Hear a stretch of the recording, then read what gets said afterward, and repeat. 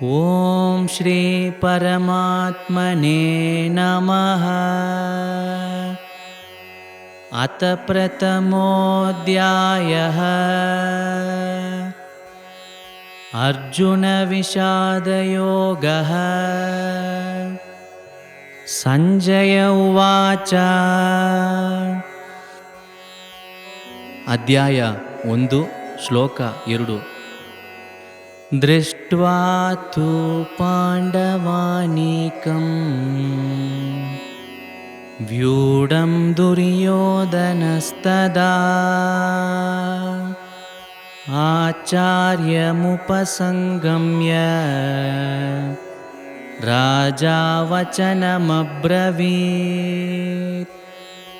ಶ್ಲೋಕಾನ ಅರ್ಥ: ಸಂಜಯ ಹೇಗಿದ್ರು ಪಾಂಡವ ಕೂಟ ಎಲ್ಲ ರಾಣುವ ಮೈಪುನೋಗಿ ನಿಬ್ಬುದನ್ನು ಗಮನಿಸಿದ ದುರ್ಯೋಧನ ತನ್ನ ಗುರು ದ್ರೋಣಾಚಾರ್ಯರ ಸಾರ ಹೋಗಿ ಇಂದಾಡು ಬಪ್ಪ ಮಾತ ಹೇಗಿಯಾರ.